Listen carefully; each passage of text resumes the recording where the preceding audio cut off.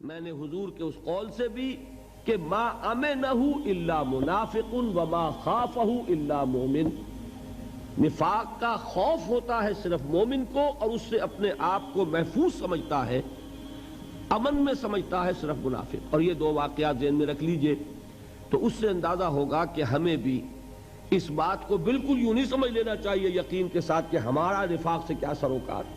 ویسے جیسا کہ میں نے پہلے عرض کیا تھا الحمدللہ ہم منافق نہیں ہیں، لیکن یہ نہ سمجھیے کہ ہم منافق ہو نہیں سکتے۔ آج کی کیفیت پر اللہ کا شکر ادا کیجئے، لیکن یہ کہ وہ چیز ہے کہ جو حملہ آور ہو سکتی ہے۔ آج کسی کو ٹی بی نہیں ہے، اس کی کیا گارنٹی ہے کہ کل نہیں ہو سکتی؟ تو دل میں انسان جھانکے، اول تو یہ کہ اپنے طرز عمل کا جائزہ لے، کہیں نفاق آ تو نہیں گیا۔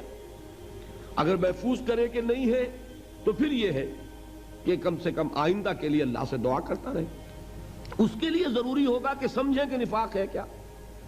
جس مرض کی علامات آپ نہیں جانیں گے، آپ کو کیسے پتہ لگے گا کہ ہو گئی بیماری، مجھے لاحق ہو گئی؟ جس کو ہم اپنی اصطلاح میں سمپٹمز کہتے ہیں، انہی سے تشخیص ہوتی ہے نا۔ سمپٹمز کیا ہے؟ اب یہ میں آپ کو دو حدیثوں سے سمجھانا چاہتا ہوں۔ اس کو ہمارے علماء نے نفاق عملی سے تعبیر کیا ہے۔ میں اپنی تقسیم تو بعد میں عرض کروں گا کہ میں کس طور سے سمجھانا چاہتا ہوں کہ نفاق کی قسمیں کیا ہیں، لیکن علماء نے ایک اور طریقے سے اس کو سمجھایا۔ بات سمجھانے کا فرق ہے، حقیقت وہی ایک ہی۔ انہوں نے یوں سمجھایا کہ ایک نفاق ہوتا ہے عقیدے کا نفاق، ایک ہوتا ہے عمل کا نفاق، نفاق عملی اور نفاق فی العقیدہ، یہ دو تقسیمیں کی ہیں۔ اور نفاق عملی سے تعبیر کیا ہے اس چیز کو کہ جو حضور صلی اللہ علیہ وسلم کی ان حدیثوں میں آئی ہے۔ یہ حدیثیں، اتفاق کی بات ہے کہ میں نے حال ہی میں ایک مضمون لکھا تھا جس کی دو قسطوں میں اشاعت ہوئی جنگ میں۔ دیکھیے ایک حدیث ہے، دونوں یہ حدیثیں جو میں سنا رہا ہوں آپ کو، یہ متفق علیہ ہیں، یعنی بخاری میں بھی ہے، مسلم میں بھی ہے۔ اور یہ میں پہلے کہہ چکا ہوں کہ حدیث کا کوئی درجہ اب اس سے اوپر نہیں۔ متفق علیہ روایت جس کو کہہ دیا جائے کہ جس کی صحت پر امام بخاری اور امام مسلم دونوں کا اتفاق ہے، اور یہ چوٹی کے محدثین ہیں، تو گویا کہ کوئی شک نہیں اب ہمیں ہو سکتا اس حدیث کی صحت میں، اس کے درست ہونے میں، حضور کے کلام ہونے میں کوئی کلام نہیں ہو سکتا۔ وہ دونوں روایتیں کیا ہیں؟ عن ابی ہریرہ، حضرت ابو ہریرہ رضی اللہ تعالیٰ عنہ سے روایت ہے، قال قال رسول اللہ صلی اللہ علیہ وسلم، کہ اللہ کے رسول صلی اللہ علیہ وسلم نے ارشاد فرمایا۔ اب یہاں سے حضور کا جو اپنا قول ہے شروع ہو رہا ہے۔ کیا ہے؟ آیت المنافق ثلاث، منافق کی تین نشانیاں ہیں۔ کیا ہیں؟ اذا حدث کذب، جب بولے جھوٹ بولے، واذا وعد اخلف، جب وعدہ کرے خلاف ورزی کرے، واذا اؤتمن خان، اور جب اس کے پاس امانت رکھوائی جائے خیانت کرے۔ یہ الفاظ تو ہیں بخاری اور مسلم دونوں کے۔ آیت المنافق ثلاث، منافق کی نشانیاں تین ہیں، جب بولے جھوٹ بولے، وعدہ کرے خلاف ورزی کرے، امانت رکھوائی جائے خیانت کرے۔ اس کی جو روایت آئی ہے مسلم شریف میں، اس میں مزید الفاظ یہ ہیں، وَإِن صَامَ وَصَلَّى وَزَعَمَ أَنَّهُ مُسْلِمٌ، خواہ ایسا شخص نماز پڑھتا ہو، روزہ رکھتا ہو، پورا یقین رکھتا ہو کہ میں مسلمان ہوں، اگر یہ چیزیں اس میں موجود ہے تو وہ منافق ہے۔ اس میں تو بہت زور پیدا ہو گیا۔ وَإِن صَامَ، خواہ وہ نماز روزہ رکھتا ہو، وَصَلَّى، اور نماز پڑھتا ہو، وَزَعَمَ أَنَّهُ مُسْلِمٌ، اور اسے زعم ہو کہ وہ مسلمان ہے، لیکن یہ کہ اگر یہ تین صفات اس میں ہیں وہ منافق ہے۔ دوسری حدیث سنیے، یہ بھی متفق علیہ، اس کے راوی ہیں حضرت عمر کے صاحبزادے عبداللہ رضی اللہ تعالی عنہما، وعن عبداللہ ابن عمرو، نہیں یہ حضرت عمرو ابن العاص کے صاحبزادے ہیں۔ ایک حضرت عمر ہیں خلیفہ ثانی جن کا واقعہ میں نے آپ کو سنایا، وہ عمر ہیں۔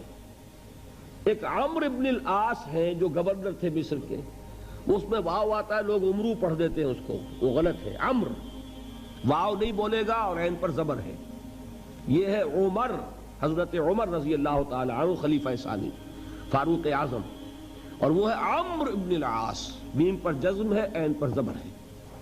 تو حضرت عمرو ابن العاص کے بیٹے کے نام بھی عبداللہ ہے، ان کی روایت ہے قال قال رسول اللہ صلی اللہ علیہ وسلم، وہ فرماتے ہیں کہ نبی اکرم صلی اللہ علیہ وسلم نے ارشاد فرمایا اربعن، چار خصلتیں ایسی ہیں من کن فیہ کان منافقا خالصا، کہ جس میں وہ چاروں ہوں گی وہ تو کٹر منافق ہوگا، خالص منافق۔ اب کوئی لفظ مشکل نہیں ہے اس میں، اربع یہ آپ سب جانتے ہیں، چار چیزیں، من کن فیہ جس میں وہ ہوں گی، کانا منافقا خالصا وہ خالص منافق ہوگا۔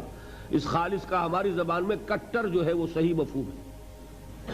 ومن کانت فیہ خصلۃ، اور جس میں ان میں سے ایک خصلت ہوگی، منہن ان میں سے، کانت فیہ خصلۃ من النفاق تو اس میں نفاق کی ایک خصلت ہوئی۔ اب اس کو آپ خود کیلکولیٹ کر لیجئے، 4 سے 100% منافق ہو گیا تو 1 سے 25% ہو گیا، 2 ہے تو 50% منافق ہے، 3 ہے تو 75% منافق ہے۔ یہ تو اس کے ہیں فل ان دی بلینکس۔ حضور نے 2 چیزیں بیان فرما دی، جس میں چاروں ہے وہ تو منافق ہے خالص 100%، جس میں ایک خصلت ہے اس میں اسی نسبت سے نفاق موجود ہے۔ وہ 4 کیا ہیں؟ 3 تو وہی ہیں جو اس حدیث میں آئی، ایک مزید فرمایا اذا اؤتمن خانہ، جو وہاں آخری تھی وہ یہاں شروع میں ہے، جب اس کے پاس امانت رکھوائی جائے تو وہ خیانت کرے، وَإِذَا حَدَّثَ كَذَبَ جب وہ بولے جھوٹ بولے، وَإِذَا عَاهَدَ غَدَرَ جب کوئی معاہدہ کرے تو بے وفائی کرے، معاہدے کی خلاف ورزی کرے، اور چوتھا بس سنیے وَإِذَا خَاصَمَ فَجَرَ جب کہیں جھگڑ پڑے کسی سے تو آپے سے باہر ہو جائے، کنٹرول نہ رہے اسے اپنے اوپر، اس کو زبان پر کنٹرول نہ رہے کہ جو منہ میں آئے بک دے، جو زبان پر آ جائے کہہ دے، اور جذبات پر قابو نہ رکھ سکے۔ آخر اختلاف تو ہو ہی جاتا ہے، لیکن یہ کہ اختلاف میں بھی انسان وہ ہے کہ جو اپنے آپ کو قابو میں رکھے۔ تو یہاں چوتھی صفت یہ بیان کی اذا خاصم فجر، فجر کے معنی پھٹنا، یہ فجر جو ہے پاؤں پھٹنے کو فجر کہتے ہیں۔ رات کی تاریکی کا پردہ چاک ہوتا ہے اور وہ دھاری نمودار ہوتی ہے، فجر ہے، والفجر ولیال عشر، تو پھٹنا اس میں ہے۔ اسی طرح آپ نے پڑھا ہوگا قرآن میں فنفجرت منہ اثنتا عشرۃ عینا، وہ چٹان پر جب عصا پڑا تھا حضرت موسیٰ علیہ السلام کا تو اس میں سے پھوٹ بہے 12 چشمے، تو فجر کا مفہوم ہے پھٹ جانا۔ تو جیسے انسان پھٹ جاتا ہے، ایکسپلوڈ ہو جاتا ہے، یہ آپ لفظ استعمال کرتے بھی ہیں، کوئی شخص ضبط کیے ہوئے ہے، آپ کی 10 باتیں تو اس لیے 11ویں کے اوپر ایک دم ایکسپلوڈ ہوتا ہے۔ تو یہ بھی در حقیقت ایک خصلت ہے نفاق کی، کہ آدمی اپنے اوپر کنٹرول نہ رکھ سکے، اور یہ کہ پھر اس کو کوئی ہوش نہ رہے کہ جو بات میں کہہ رہا ہوں مجھے کہنی چاہیے کہ نہیں۔ یہ ہے 4 وہ خصلتیں کہ چاروں ہوں تو منافق خالص، ایک ہے تو اسی نسبت سے نفاق۔